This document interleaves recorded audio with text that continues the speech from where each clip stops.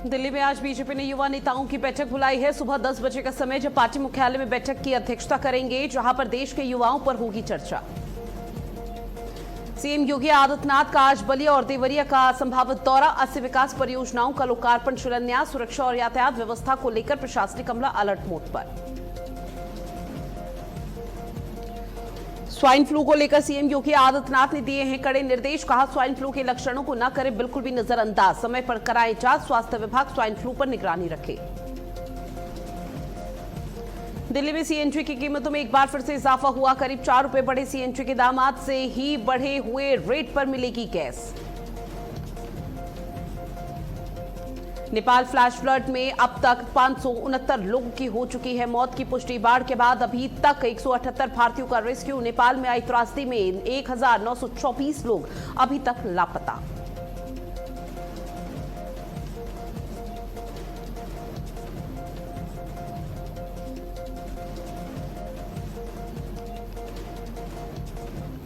नमस्कार, स्वागत है आप सभी का भारत अपडेट पर। मैं हूं आपके साथ ऋतु भंडारी और शुरुआत एक बड़ी खबर के साथ बुलेटिन की करते हैं, जो कि दिल्ली से मिल रही है, जहां आज बीजेपी ने युवा नेताओं की बड़ी बैठक बुलाई है। सुबह 10 बजे का समय होगा जब पार्टी मुख्यालय में बैठक की शुरुआत हो जाएगी। देश के युवाओं पर बैठक में चर्चा होती हुई नजर आएगी, क्योंकि आने वाले समय में न सिर्फ कई राज्यों में विधानसभा चुनाव होने हैं, बल्कि 2029 में लोकसभा चुनाव है, जिसको लेकर लगातार रूपरेखा तैयार की जा रही है।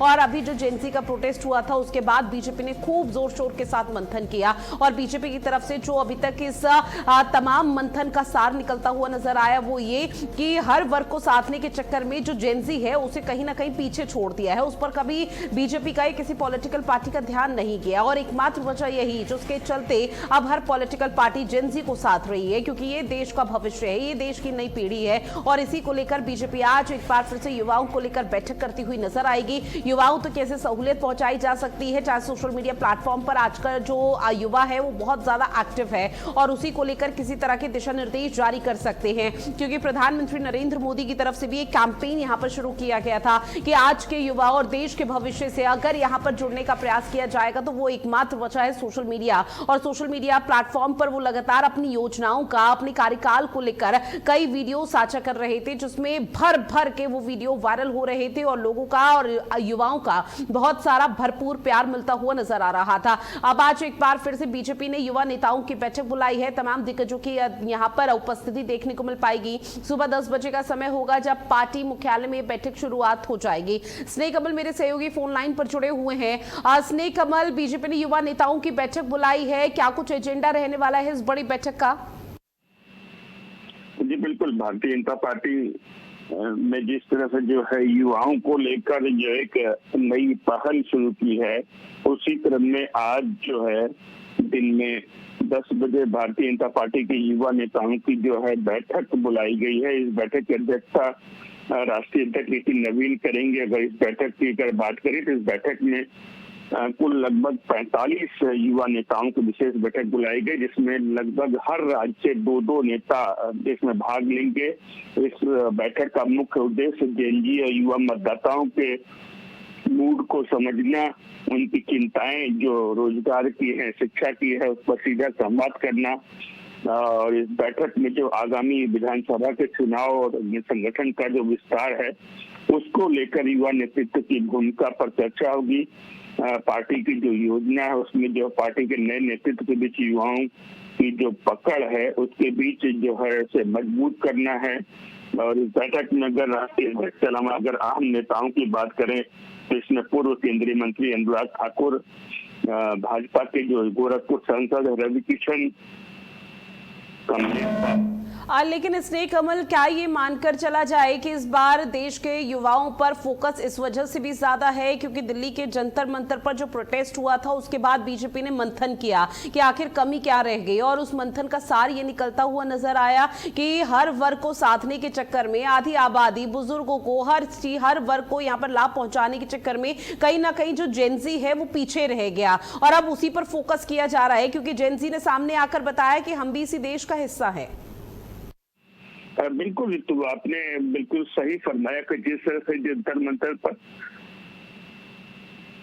जो पिछले दिनों आंदोलन हुआ था उसमें जो जेएनजी की जो युवा मतदाताओं की जो एनटीए की परीक्षाएं थी या कुछ जो है सीबीएसई को लेकर जो नाराजगी थी, शिक्षा मंत्री के इस्तीफे को लेकर जो बड़ा आंदोलन चला, कहीं न कहीं कह सकते हैं भारतीय जनता पार्टी की छवि पर एक डेंट पहुंचा था। युवा मतदाता नाराज रहा था, उसको लेकर एक बड़ी मंथन होगी। आज जब 10 बजे पार्टी मुख्यालय पर बैठक होगी जिसमें मैंने कहा लगभग 45 नेता प्रदेश आएंगे, जिसमें लगभग हर राज्य से 2 से 3 नेताओं को बुलाया गया है और युवाओं से जुड़े मुद्दों पर ही यहाँ चर्चा होगी।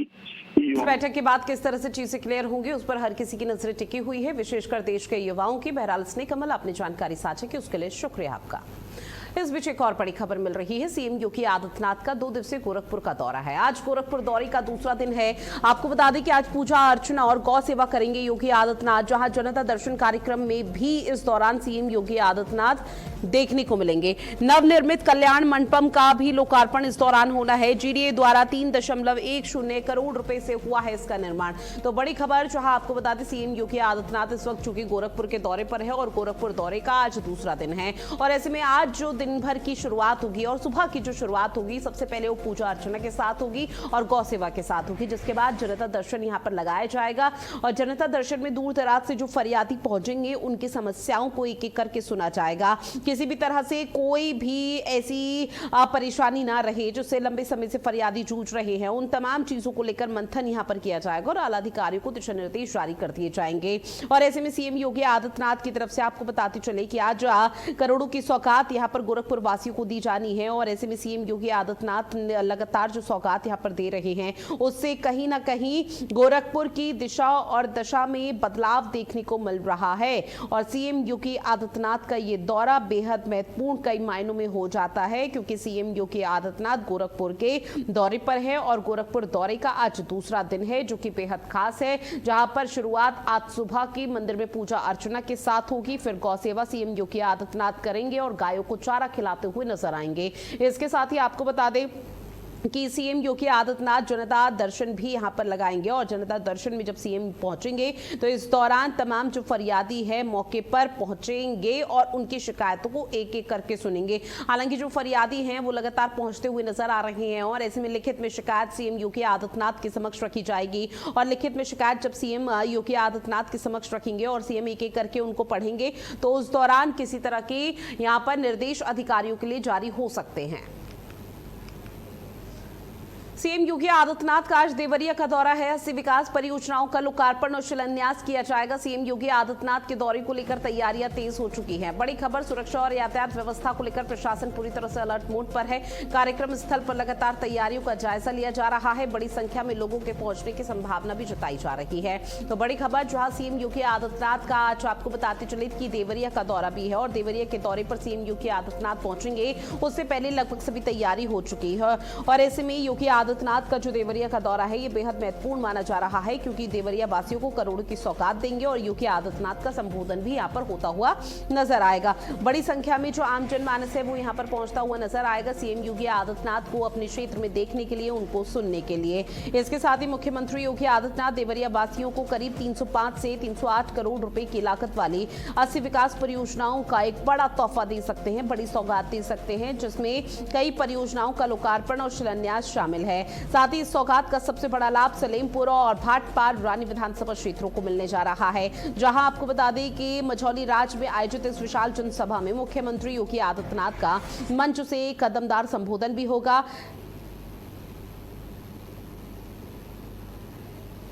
और फोन लाइन पर अरविंद द्विवेदी हमारे साथ जुड़े हुए हैं। अरविंद, सीएम योगी आदित्यनाथ देवरिया के दौरे पर हैं, अभी फिलहाल किस तरह से तैयारी की जा रही है योगी आदित्यनाथ के आगमन को लेकर? जी रितु जी, मैं आपको बता दूं कि देवरिया में सीएम योगी आदित्यनाथ का 10 बजे कार्यक्रम है, जहां पे मझौली सलेमपुर विधानसभा के मझौली राज में वो बड़ी एक जनसभा को संबोधित करेंगे। और तैयारियों की बात करें तो जिला प्रशासन द्वारा लगातार तैयारी की गई है, पूर्ण हो चुकी है। हर जगह प्रशासन तैनात कर दिए हैं, अलग जनपदों से भी पुलिस प्रशासन मंगाए गए हैं, और सीएम योगी जनसभा को संबोधित करते हुए 305 करोड़ रुपए की लागत से 80 परियोजनाओं का लोकार्पण शिलान्यास करेंगे। जी अरविंद, इस बीच सीएम योगी आदित्यनाथ की तरफ से किन किन योजना परियोजना का यहाँ पर शिलान्यास लोकार्पण किया जाएगा, क्या इसको लेकर कोई जानकारी? जी बिल्कुल बता दें कि आपको 305 करोड़ रुपए की लागत से 80 परियोजना विभिन्न परियोजनाएं हैं जिसका शिलान्यास और लोकार्पण करेंगे और विभिन्न परियोजनाओं के लाभार्थी जो महिला लाभार्थी हैं उनको भी प्रशस्ति पत्र सौंपेंगे और उनको राशि प्रदान करेंगे। जी अब चूंकि सीएम योगी आदित्यनाथ के आगमन को लेकर देखिए सभी तैयारी हो चुकी है, लेकिन सीएम कब तक पहुंच जाएंगे देवरिया, इसको लेकर क्या आधिकारिक तौर पर प्रशासनिक अमले की तरफ से कोई भी सूचना यहां पर जारी की गई? जी सीएम योगी 10 बजे सलेमपुर विधानसभा के मझौली राज में पहुंचेंगे। वहां बड़ी एक जनसभा को संबोधित करेंगे। लाखों लोगों की आने की संभावना है। प्रशासन लगातार तैयारियों में जुटा हुआ है, तैयारी पूरी कर ली है हर जगह जल। और सबसे बड़ी बात यह है कि जो पंडाल वहां पर बनाया गया है पूरा भागमामय हो गया है। जी अरविंद, योगी आदित्यनाथ कब तक पहुंच जाएंगे देवरिया?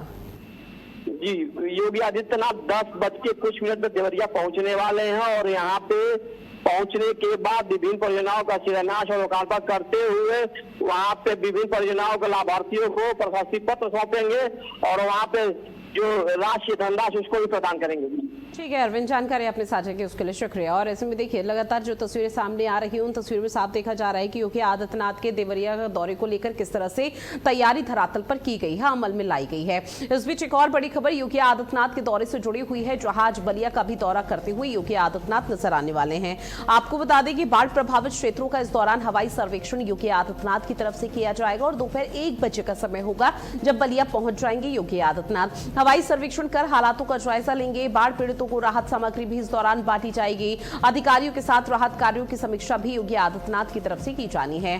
तो बड़ी खबर, जहां पर हवाई सर्वेक्षण कर हालातों की जानकारी यहां पर योगी आदित्यनाथ लेते हुए नजर आएंगे। ऐसे में सीएम योगी आदित्यनाथ का ये बलिया का दौरा माना जा रहा है, जो कि बेहद महत्वपूर्ण हो जाता है। इसके साथ ही बलिया के बांसरी विधानसभा क्षेत्र में बाढ़ और कटान प्रभावित इलाकों का हवाई सर्वेक्षण करना और पीड़ितों की मदद यहां पर सीएम योगी आदित्यनाथ की तरफ से की जाएगी, क्योंकि मदद से पहले उनसे बातचीत की जाएगी और बातचीत के माध्यम से यहां पर क्या कुछ निष्कर्ष निकाला जा सकता है, किस तरह के धरातल पर कदम उठाए जा सकते हैं, उसको लेकर मंथन भी यहां पर किया जाना है। ऐसे में दोपहर 12:25 का समय होगा जब देवरिया से सीधा आपको बता दें कि बलिया के लिए सीएम योगी आदित्यनाथ रवाना हो जाएंगे और रास्ते में बाढ़ प्रभावित क्षेत्रों का जायजा भी करेंगे और हवाई सर्वेक्षण किया जाएगा।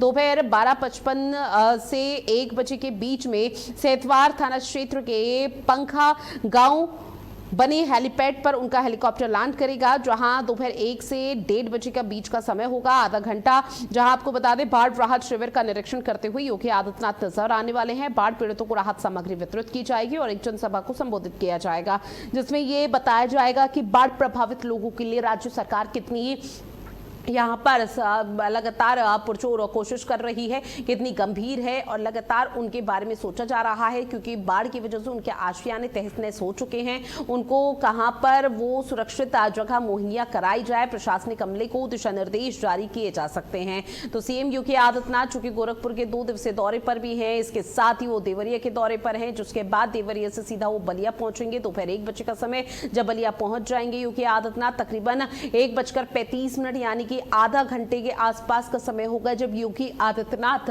बलिया में ही अपना समय व्यतीत करेंगे और इसके साथ ही बाढ़ प्रभावित जो लोग हैं उनसे यहां पर मुलाकात करेंगे, उनसे संवाद करेंगे और उनको लेकर किसी तरह के बड़े कदम यहां पर उठाए जा सकते हैं योगी आदित्यनाथ की तरफ से, कि जो भी नुकसान हुआ है उसका आकलन प्रशासनिक अमला करे और तुरंत उसकी एक रिपोर्ट सीएम योगी आदित्यनाथ के समक्ष रखे, ताकि आने वाले समय के लिए यहां पर उचित कदम उठाए जा सके। किसी भी तरह की कोई कोताही बर्दाश्त नहीं की जाएगी और बाढ़ प्रभावित लोगों से बातचीत करते हुए राहत सामग्री पहुंचाने के निर्देश योगी आदित्यनाथ की तरफ से पहले से ही दे दिए गए हैं। लेकिन जब संवाद होगा तो संवाद में किस तरह की उनकी परेशानी निकलकर सामने आती है, यह देखना बेहद महत्वपूर्ण है, क्योंकि प्रशासनिक अमले की तरफ से दावे किए जा रहे हैं कि जो यहां पर उनको परेशानी हो रही थी उसको लेकर फिलहाल सभी धरातल पर मुस्तैदी से उनकी परेशानियों का सॉल्यूशन निकाला जा रहा है, उनको हल किया जा रहा है। लेकिन अब सीएम योगी आदित्यनाथ का जो आगमन है, योगी आदित्यनाथ के आगमन को लेकर लगभग सभी तैयारी हो चुकी है। हवाई सर्वेक्षण यहां पर किया जाएगा, क्योंकि आपको बता दें कि बलिया के ऐसे कई गांव और कई ऐसे क्षेत्र हैं जहां पर बहुत ज्यादा गंभीर और विकट स्थिति यहां पर देखने को मिल पा रही थी लगातार हो रही बारिश की वजह से। और मौसम विभाग ने पहले से ही इस बात की अनुमति दर्ज करा दी थी कि आने वाले समय पर देवरिया और बलिया में बारिश की वजह से हाल बेहाल हो सकता है। और बलिया में जो स्थिति देखने को मिल रही है उसमें साफ देखने को यहां पर मिला है किस तरह से बाढ़ प्रभावित लोगों से योगी आदित्यनाथ की आज मुलाकात होती हुई नजर आने वाली है। लखनऊ से बड़ी खबर, स्वाइन फ्लू को लेकर सीएम योगी आदित्यनाथ ने कड़े दिशा निर्देश जारी कर दिए हैं। स्वाइन फ्लू के लक्षणों को नजरअंदाज ना करें, समय पर जांच कराएं। बड़ी खबर, स्वाइन फ्लू अब लगातार दस्तक देता हुआ नजर आ रहा है। मरीजों की संख्या बढ़ रही है। स्वास्थ्य विभाग स्वाइन फ्लू पर निगरानी रखे हुए है। सभी डीएम अधिकारियों को सतर्कता के निर्देश दिए गए हैं। अस्पतालों में जरूरी व्यवस्था सुनिश्चितता के भी निर्देश दिए गए हैं। तो बड़ी खबर लगातार आप तक साझा कर रहे हैं, जहां स्वाइन फ्लू को लेकर लगातार उत्तर प्रदेश में खतरा मंडरा रहा है। स्वास्थ्य विभाग अलर्ट मोड पर है। राजधानी लखनऊ समेत अलग अलग जिलों से कई ऐसी तस्वीरें सामने आ चुकी है, जहां पर आपको बता दें कि जो मरीजों की संख्या है उसमें इजाफा हो रहा है। स्वास्थ्य विभाग में हड़कंप की स्थिति मची हुई है। स्वास्थ्य विभाग की तरफ से कोशिश की जा रही है कि स्वाइन फ्लू का किसी तरह से खात्मा हो सके, लेकिन जब जब बारिश का सिलसिला होता है, जब मानसून दस्तक देता है और वो मानसून जाने वाला होता है, तब स्वाइन फ्लू, डायरिया और इस तरह की जो इन्फेक्शंस हैं वो बहुत तेजी के साथ बढ़ने लग जाते हैं। अब ऐसे में लखनऊ के इंदिरा नगर में हालांकि एक 35 साल की महिला की मौत की खबर भी सामने आई थी, जिसमें ये बताया जा रहा था कि उसको स्वाइन फ्लू की पुष्टि हुई थी, जिसके बाद उसकी मौत हो जाती है इलाज के दौरान। अब ऐसे में डॉक्टर, स्टाफ और इसके साथ ही उसके आसपास के जो लोग हैं उनका भी टेस्ट कराया गया और अभी फिलहाल कुछ भी ऐसी आधिकारिक तौर पर जानकारी सामने नहीं आई है, लेकिन स्वास्थ्य विभाग स्वाइन फ्लू को लेकर पूरी तरह से अलर्ट मोड पर है और ऐसे में सभी डीएम अधिकारियों को सतर्कता के निर्देश यहां पर योगी आदित्यनाथ की तरफ से दिए गए हैं। साथ ही आपको बताते चले कि स्वाइन फ्लू के 8 नए मामले दर्ज किए गए हैं। इसके अलावा नोएडा, गौतम बुद्ध नगर में भी मामले तेजी से लगातार बढ़ते हुए नजर आ रहे हैं। मुख्यमंत्री योगी आदित्यनाथ, उप मुख्यमंत्री ब्रजेश पाठक ने स्वास्थ्य विभाग को तत्काल प्रभाव से अस्पतालों में आइसोलेशन वार्ड तैयार करने और जरूरी दवाओं के निर्देश भी दिए हैं। और अब बात करते हैं आम जनमानस की जेब से जुड़ी हुई एक बड़ी खबर की, जहां दिल्ली में सीएनजी की कीमतों में इजाफा हो चुका है। बड़ी खबर, सीएनजी के दाम में 3.89 रुपए प्रति किलो की बढ़ोतरी हो चुकी है और ये जो नई कीमतें हैं सुबह 6 बजे से लागू हो चुकी हैं। हालांकि जिन्होंने सुबह 6 बजे के बाद सीएनजी अपने वाहनों में भरवाया होगा, उनको ये नई कीमतें दिल्ली एनसीआर में देखने को मिलेंगी। इसका भुगतान उन्होंने किया होगा। दिल्ली में सीएनजी का रेट 86.98 रुपए प्रति किलो हो चुका है। तो महंगाई का एक और बड़ा झटका। हालांकि सीएनजी के दाम महीने की शुरुआत में बढ़ते हैं जब नए महीने का आगाज होता है, लेकिन अभी यहां पर रक्षाबंधन का त्योहार खत्म ही हुआ था और अगले ही दिन सुबह 6 बजे से ही नई कीमतें लागू हो चुकी हैं सीएनजी की। सीएनजी जो वाहन है उनके लिए बहुत बड़ा झटका है, जहां पर उनको अपनी जेब और ढीली करनी होगी, क्योंकि अब जो सीएनजी के दाम बढ़े हैं और आईजीएल की तरफ से बाकायदा इस बात की जानकारी दी गई है कि 3.89 रुपए प्रति किलो सीएनजी की कीमतों में इजाफा हो चुका है। सुबह 6 बजे से कीमतों में इजाफा हुआ है और इसके साथ ही अब 86.89 यहां पर रुपए लगातार सीएनजी का भुगतान लोग करते हुए दिल्ली एनसीआर में नजर आ रहे हैं। हालांकि और भी कई ऐसे राज्य हैं जहां पर इस तरह से कीमतें बढ़ती हुई नजर आई है, लेकिन आम जनमानस ने जैसे ही सुबह आंख खोली तो उनको एक बहुत बड़ा झटका सीएनजी को लेकर लगा, क्योंकि दिल्ली एनसीआर में सीएनजी के दामों में इजाफा हो चुका है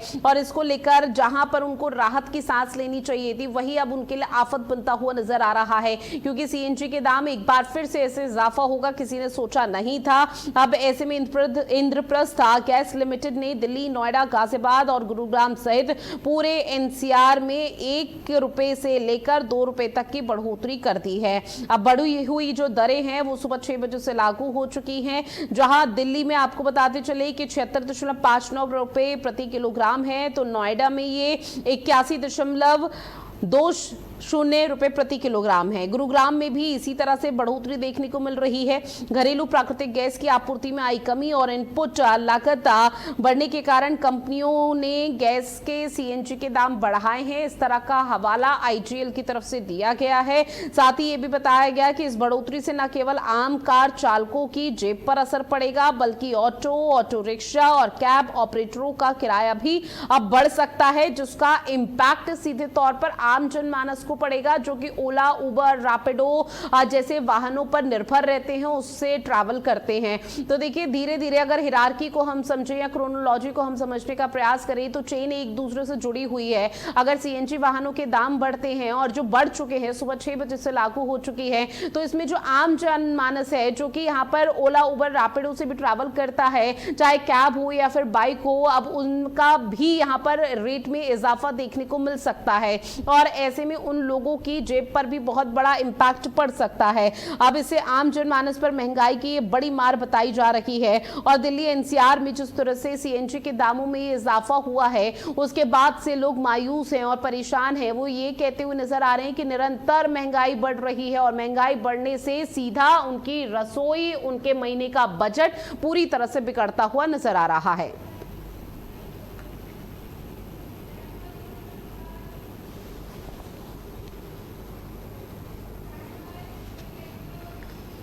अगली बड़ी खबर नेपाल से है जहां फ्लैश फ्लड में अब तक 569 लोगों की मौत हो चुकी है। बड़ी खबर बाढ़ के बाद से अभी तक आपको बता दें कि 170 भारतीय लापता बताए जा रहे हैं। तो बड़ी खबर जहां बाढ़ के बाद से अभी तक 178 भारतीयों का रेस्क्यू यहां पर किया गया है। नेपाल में आई त्रासदी में 1924 लोग लापता बताए जा रहे हैं। इसमें कुछ विदेशी नागरिक भी हैं, भारतीय लोग भी हैं जो लापता हैं। नेपाल फ्लैश फ्लड में अब तक 569 लोगों की मौत हो चुकी है और ऐसे में नेपाल में जो फ्लैश फ्लड है उसको लेकर भारी तबाही का मंजर अभी तक देखने को मिल रहा है।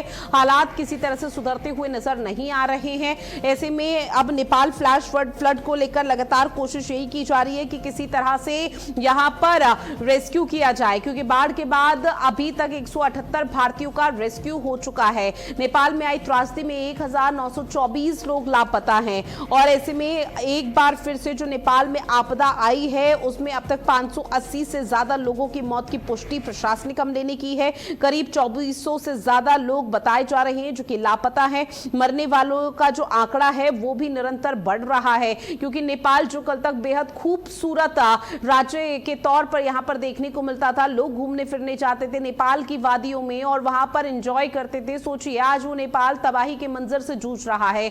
आज वहां पर लोग परेशान हैं और जो लोग अपने आप को बचाने या फिर जिन्होंने मौत को बहुत करीब से देखा उन लोग अगर वो बच भी पाए हैं तो उन लोगों में अभी तक डर और भय का जो माहौल है वो बना हुआ है और अपनों को खोने का जो गम है वो इस त्रासदी में देखने को मिल रहा है। जहां लोगों की तरफ से कहा जा रहा है कि नेपाल बस ठीक हो जाए। पूरा देश इस वक्त बस यही प्रार्थना कर रहा है, पूरा विश्व प्रार्थना कर रहा है, प्रे फॉर नेपाल, और नेपाल के जो हालात हैं वो बहुत जल्दी ठीक हो जाएंगे, इस तरह की उम्मीद की जा रही है। साथ ही भारत सरकार का भी हम जिक्र करें, प्रधानमंत्री नरेंद्र मोदी ने नेपाल के प्रधानमंत्री बालेन शाह से फोन पर खुद बात की है और राहत सामग्री के 2 चरण यहां पर संपन्न हो चुके हैं। राहत सामग्री लगातार नेपाल में पहुंचाई जा रही है। इसके साथ ही बालेन शाह की तरफ से कहा गया कि आने वाले समय के लिए रेस्क्यू यहां पर किया जा रहा है। बेहतर हालात और परिणाम मिले उसकी हर किसी को उम्मीद है। अब बात झांसी की करते हैं। झांसी की मोड़ तहसील इलाके में पहली ही बारिश में सफाई व्यवस्था और विकास के दावों की पूरी तरह से पोल खोल कर रख दी है। बारिश शुरू होते ही नगर के कई मोहल्ले जलमग्न हो चुके हैं, जबकि नई तहसील भवन परिसर में पानी से घिर गया है और एसडीएम और तहसीलदार के आवास तक पानी पहुंच गया। सबसे ज्यादा परेशानी शाहपुर बस स्टैंड के पास करीब 30 सालों से अस्थायी रूप से रह रहे लोहोपीटा और आदिवासी समाज के परिवारों को होती हुई नजर आ रही है।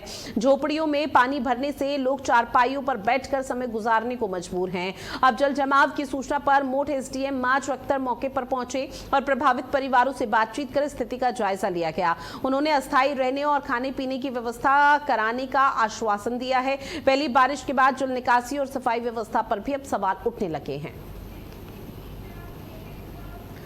साथ ही एटा में अलीगंज और राजाकार रामपुर पुलिस ने चोरी की घटनाओं का खुलासा करते हुए बड़ी कार्रवाई की है। राजाकार रामपुर पुलिस ने चोरी के मामले में दीपक उर्फ लल्लू शिवा, गया सिंह और प्रताप सिंह समेत 4 आरोपियों को गिरफ्तार किया। इनके कब्जे से चोरी के आभूषण, 3130 रुपए नकद और अवैध तमंचा, कारतूस और चाकू बरामद किया गया है। वहीं अलीगंज कोतवाली क्षेत्र में घरों की दीवार काटकर दुकानों के ताले तोड़कर चोरी करने वाले गिरोह का भी पर्दाफाश हुआ। चेकिंग के दौरान बदमाशों ने पुलिस टीम पर फायरिंग की है। जवाबी कार्रवाई में लालू उर्फ लल्लू पैर में गोली लगने से घायल हो गया। मुठभेड़ के बाद कुल 4 आरोपी गिरफ्तार किए गए, जिनमें चोरी का माल खरीदने वाला एक सुनार भी शामिल है। आरोपियों से करीब 650 ग्राम चांदी के आभूषण, 7,100 रुपए, बाइक और अवैध असलहा बरामद हुआ है।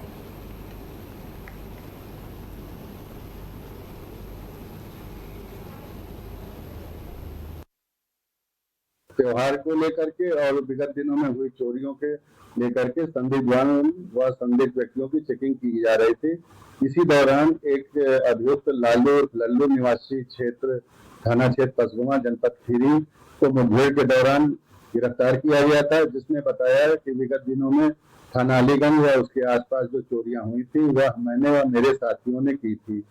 इसी क्रम में उनके द्वारा बताए गए अभियुक्तों को गिरफ्तारी व माल की बरामदगी के लिए एक टीम थाना अलीगंज द्वारा गिरफ्तारी के लिए।